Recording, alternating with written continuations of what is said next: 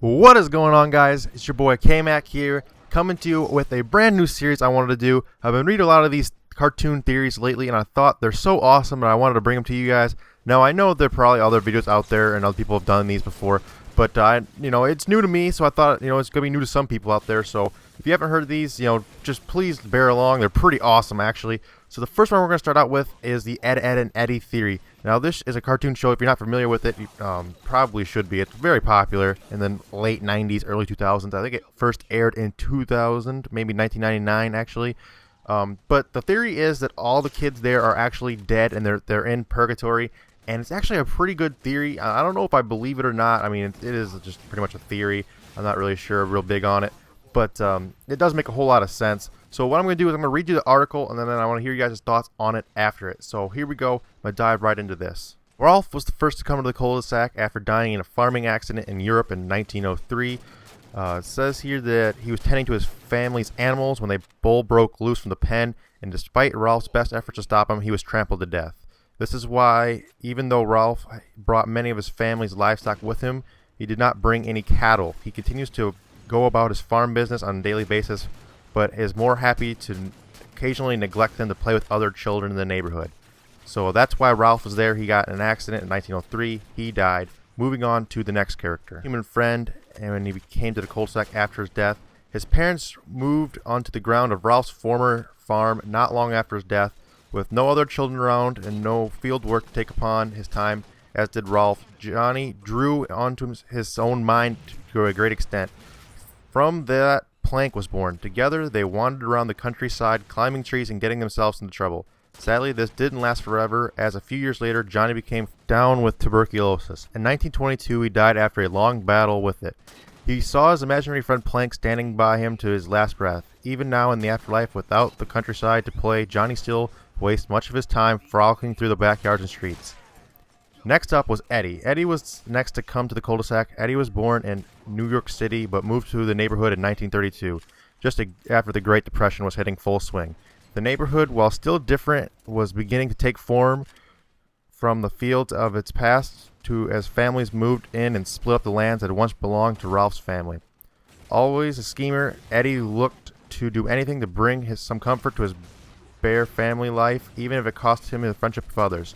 Eddy died in 1939 after one of his grand plans to swindle a sap backfired. He drowned trying to cross a local river after trying to run from angry kids that he had tried to deceive their money from. Even in the afterlife, he keeps chasing after the almighty dollar. Like I said, I don't really know if I believe these theories, but man, they make a lot of sense. All these things sound like they're so lined up perfectly. It makes sense. But moving on to the next characters, which was Sarah and Ed. They came not too long after. I think it was late 50s, mid 50s actually. Says here that they were the son of a GI that had died in World War II, and they had a working mother. Because of this, Sarah had control problems, always wanted to be in control, and that she always wanted to have control of the situation. That's why she was so mean. And because of his father's death, Ed became detached from everything and just put off everything in the world, wanted to be by himself a lot.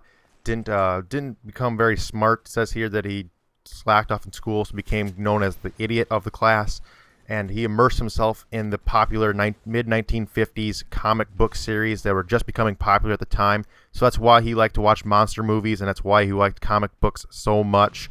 That makes perfect sense, because that's right around the time period when those things were being popularized. The Supermans and all that kind of stuff was just starting to come out. So that makes perfect sense as to why he was so into monster movies and stuff like that. But the next character was Naz. Now, Naz was supposed to be the flower child, quote unquote.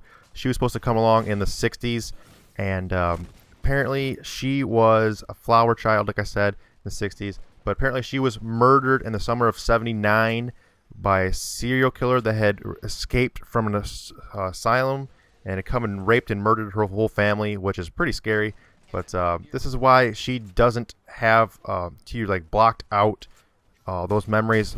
By doing that, she blocked out the memories of her family. So it's why she, unlike the other children, don't ever have to do anything parent-wise. She doesn't have to take commands from her parents, even though they're not there. The other children still remember their parents and have to, do things for them occasionally. She doesn't have to do that because she blocked out their entire memory, pretty much. So she just floats around, flirting, basically, and looking good, basically. It's all she does in this whole thing. It makes perfect sense because she's always given peace signs and stuff like that for, like, late 60s, 70s time period. It makes perfect sense why she is here. Now, after Naz was Double D. Now, there's a couple theories on how Double D died, but the one I think makes the most sense is he died during a game of dodgeball at a middle school in the mid-'80s. He was never really a jock type, as you can clearly tell. He was a smart kid, kind of a nerdy kid.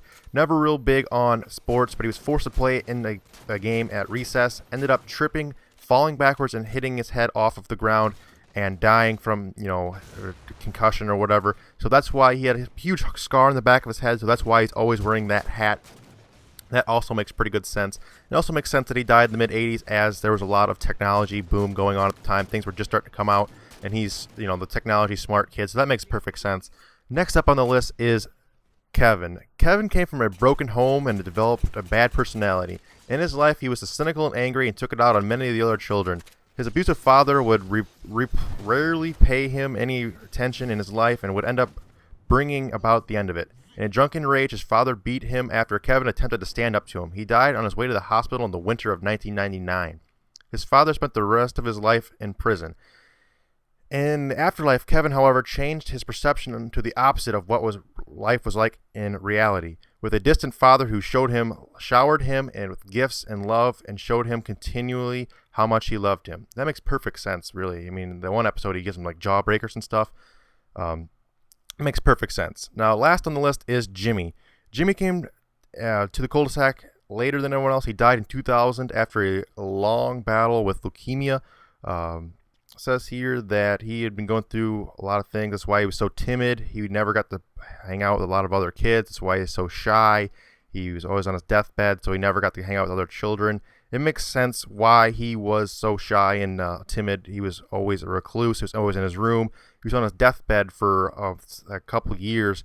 So that makes perfect sense why he was, so antisocial and only hung out with Sarah and didn't have many friends compared to everyone else.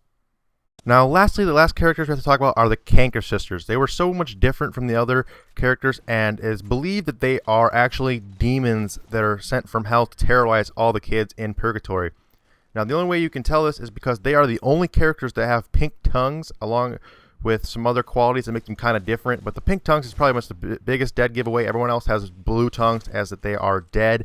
So it makes sense that they are not the same as the rest of the children. Now, it says here that they were children of demons. They were sent from hell to basically just torment the kids and do stupid things to them.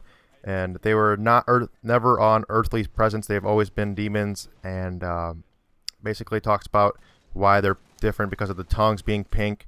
And they don't really know why they're attracted to the Eds specifically so much, but they do seem to have an unexplained attraction to Ed and Eddy. I'm not sure why. I couldn't tell you. It doesn't really say. Your guess is as good as mine, basically. But that's the end of the theory, guys. So I hope you guys enjoyed it. I know I was not really, the best clearly speaking when I was reading the article. My apologies on that. I'll do better next time. But if you guys give me comments on this, give me what you think about this. I want to hear you guys' thoughts on the Ed and Eddy theory. If you think it's legit, if you think it's bogus, if you think it makes any sense at all, let me know what you guys think. And also leave me a comment, tell me which cartoon theory you want me to do next. I'm going to do a lot of these videos, as there are theories for just about every cartoon that's ever been made.